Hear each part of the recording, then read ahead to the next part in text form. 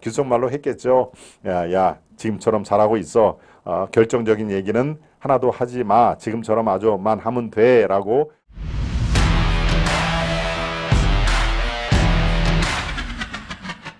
네 번째 이슈입니다. 이재명의 포옹이 의미하는 것. 네, 오늘 제가 갖고 온 칼럼의 의미심장한 그리고 많은 것을 생각하게끔 만든 그런 내용을 제가 가지고 왔습니다. 여러분들 말씀드렸다시피 칼럼은 이 칼럼 내용대로 우리가 생각을 해야 된다라는 게 아니죠. 도발적이고 논쟁적인 그런 칼럼을 제가 갖고 온다는 말씀을 해드립니다. 칼럼은 이렇게 시작합니다. 대장동 특혜 사건 피의자인 이재명 더불어민주당 대표가 재판정에서 재판장의 허락을 받고 공동 피의자인 자신의 신복 정진상 씨를 포옹했다는 기사를 읽으면서 나는 전율을 느꼈다. 피고인인 처지에 어떻게 저런 연출을 할 생각을 했을까? 어떻게 만인 환시 속에서 자신의 생명줄을 쥐고 있는 최측근을 끌어안고 등을 두드리면서 사실상 무언의 압박을 가할 배짱을 보일 수 있는 것일까? 어떻게 그런 속셈을 옛 상사의 인간미로 포장할 여유를 갖게 됐을까? 오늘 칼럼은 조선 칼럼입니다. 조선의 김대중 칼럼. 아마 여러분들이 많이 아실 겁니다. 김대중 칼럼을 지금 쭉 소개를 하고 있습니다. 이재명은 정말 무서운 사람이라는 것을 새삼 느꼈다. 그가 치밀하고 저돌적이고 절대 물러서지 않는 막가파인 것은 일찍이 알았지만 이 정도일 줄은 미처 몰랐다. 나는 지난 대선 전에 그가 형수에게 인간으로서는 차마 할 수 없는 쌍욕을 한 것이 드러났을 때 이 씨의 대선의 꿈은 끝났다고 지레 단정했었다. 그런데 내가 틀렸다. 대장동 사건이 터졌을 때도 나는 그가 정치 생명이 끝났다고 생각을 했었다. 그러나 그는 교묘하게도 그 사건을 경쟁자인 윤석열 후보에게 뒤집어 씌우는 기상천외한 작전을 폈다. 여러분 말씀 안 해도 충분히 그때 그 사건 아시죠? 이 김만배와 신앙님의 대선 3일 전에 이 사건의 몸통은 바로 윤석열이다라고 뒤집어 씌우는 그런 엉터리 가짜 뉴스를 생산을 하는 바로 그 얘기입니다. 대통령이 되려는 사람으로서는 절대 해서는 안 되는 것이 두 가지가 있다고 나는 배웠다.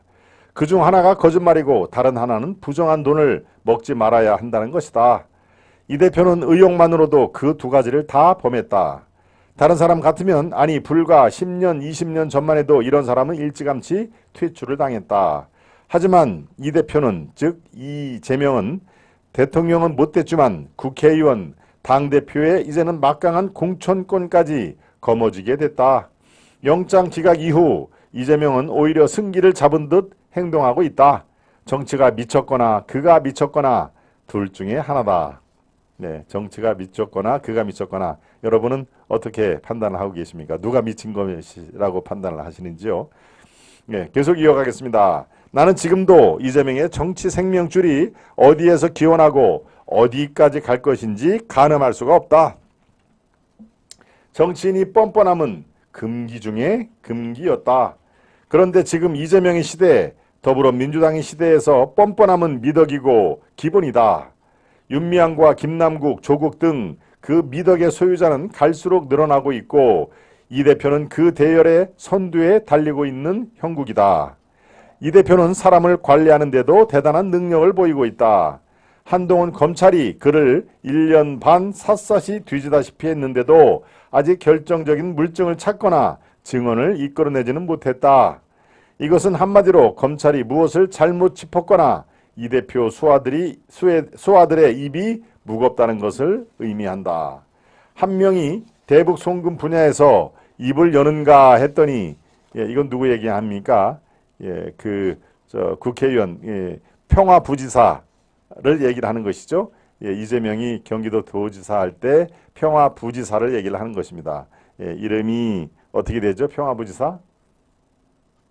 이름이 글쎄요. 를 했더니 쏜살같이 달려가 자물쇠를 채웠다. 우리 시청자 여러분 중에서 그 평화부지사 이름을 먼저 이렇게 기억나시는 분은 한번 올려봐 주시는 걸 좋겠습니다. 여기에서는 지금 막 이렇게 머릿속에 생각나는데 이름이 이가에 맴돕니다. 네, 이재명 경기지사 할 때 평화부지사를 한 그 사람 얘기를 하는 겁니다. 네. 네, 이화영 얘기죠. 예, 오드리 햇반님이 이화영 그렇죠. 네, 한 명이 대북송금 분야에서 입을 여는가 했더니 쏜살같이 달려가 자물쇠를 채웠다. 바로 이화영의 입에 자물쇠를 채웠다 이 얘기입니다. 그것은 곧 이재명 조직의 결사적 두께가 대단하고 봉합력이 매우 세다는 것을 의미하고 있다. 그는 서로를 형, 동생으로 호칭하는 운동권 출신도 아니고 그렇다고 엄청 돈이 많은 것 같지도 않은데 불과 1, 2년 기간에 대한민국 정통 야당이었던 더불어민주당을 통째로 장악을 했다. 일각에서는 그가 한 청년 조직에 올라탔다는 주장도 있다. 적어도 북한 추정면에서는 문재인의 길을 가고 있음이 분명하다.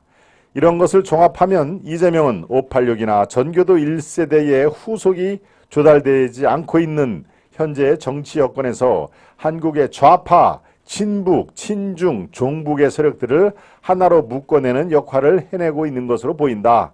과거 대통령급 정치인이 가졌던 화려한 경력, 정치적 정통성의 부재에도 불구하고 화려한 경력도 없고 정치적인 정통성도 없는 그런 상태임에도 불구하고 오늘의 한국 좌파, 진보, 친북, 야당을 아우르는 위치에 오른 것이다. 좌파의 대북격인 백낙청은 그를 김대중 이후의 최고의 정치인으로 띄우고 있다. 이재명은 과거 야권 지도자들이 한 단식과 연자농성, 투옥 등 온갖 액세서리를 총동원해 복습을 하고 있는 것으로 생각을 하고 있다. 윤 대통령과 그의 신복 검찰은 법정에서 사법적으로 이재명과 이재명 조직을 찍어내지 못하고 있는 실정이다. 그는 인물 관리 면에서도 이재명의 조직을 따라가지 못하고 있다. 결사적인 윤석열표 조직이 없다는 얘기다. 그래서 윤석열 대통령의 인사는 계속 덜커덩 거린다. 국민의힘 공천 주변에서는 어쩌면 기회주의자들만 보인다. 본래 보수 우파라는 것이 그렇다고 해도 윤석열 대통령 주변에는 아스팔트 결사파들이 보이지가 않는다.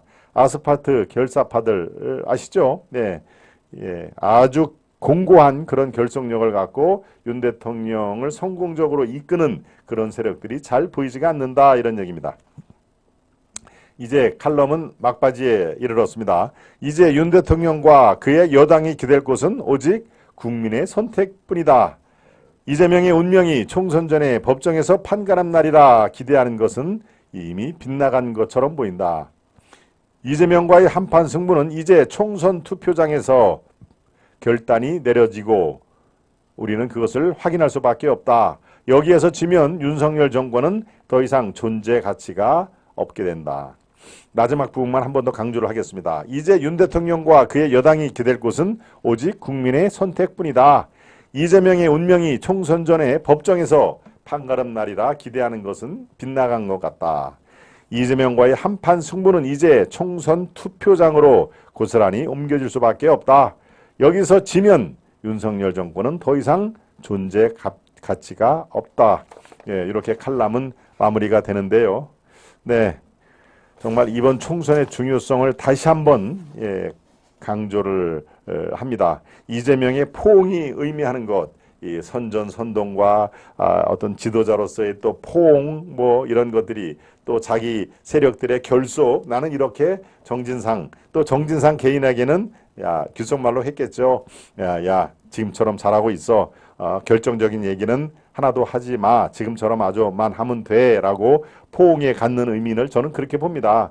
정진상에 대해서는 입을 앞으로도 열지 말기 바란다. 지금까지는 잘 버티고 있는데 앞으로도 마찬가지다. 라고 정진상을 껴안으면서 포옹하면서 그렇게 이심점심으로 지금처럼만 앞으로도 계속 결정적인 증언 이런 것들은 입을 닫아라 하는 얘기로 저는 파악이 됩니다.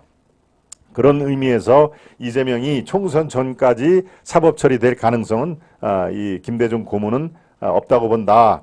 구속되거나 이럴 가능성도 별로 없다. 우리 이 많은 보수 우파 국민들은 아유 이재명이 좀 구속됐으면 좋겠다라고 그렇게 얘기를 하지만 지금 현재 상황에서는 구속도 사법 처리도 매우 어려운 상황이다. 그런 의미에서 이제 남은 총선 내년 4월 10일 총선에서 윤석열과 이재명의 아주 본 게임이 시작이 되고 있다. 바로 이런 내용입니다. 여러분들은 어떻게 생각을 하고 계십니까? 네. 한 자리 차지할 국리만 하고 머리만 쪼아리는 세력이 되면 지는 것입니다. 예, 국민의힘의 공천 그래서 중요하다는 얘기죠. 고객님, 예, 정의와 진실님도 오셨고요. 이인숙님, 네, 하재숙님 반갑습니다. 예, 문명님, 네, 오랜만이네요. 반갑습니다. 경하섭 패너님 말씀을 해주셨고요. 그래서 네 번째로 이재명의 포옹이 의미하는 것을 그렇게 다각적으로 분석을 해드렸습니다. 예, 정의 편에 서는 자가 없기에 윤 대통령은 하늘의 도움으로 성공할 것입니다. 하늘의 도움으로 결국 윤 대통령은 성공한 정권이 되기를 희망하는 우리 유 대라사님, 예, 좋습니다. 사법재판부의 화환으로 우리 마음 표현하기를 권장합니다. 사법재판부의 화환으로 예, 반드시 정의는 실천돼야 한다. 이런 문구 필요하다는 말씀입니다. 국민의 힘을 모아서 총선만이 그 모든 것을 해결해야 될 단초가 됨을 말씀하시네요. 경하스 패너님이 정확히 말씀해 주셨고요. 만약에 총선에 실패하면 이제 공산당 치하로 가겠죠. 이봉수님. 네, 좋습니다. 예, 우리 시청자 여러분들 중에서도 혹시 예, 이 청주에 거주를 하시거나 특히 흥덕에 예, 이 연관이 있고 거주하신 분들은 예, 이렇게 댓글에 예, 써주셔도 됩니다. 아유, 우리 집도 흥덕구입니다. 라는 거. 우리 집 그는 흥덕구 옆에 서원구입니다. 그래도 많이, 예, 이 좋은 얘기 많이 지인들에게 할게요. 뭐 이런 거 있으면은 훨씬, 댓글 창에, 예, 여러분들이 예, 앞으로 방송에서도 흥덕이나 아니면 청주의 국민들이 본인을 이렇게, 예, 얘기면은 제가 청주에서 활동할 때 한번, 예, 찾아뵙도록 하겠습니다.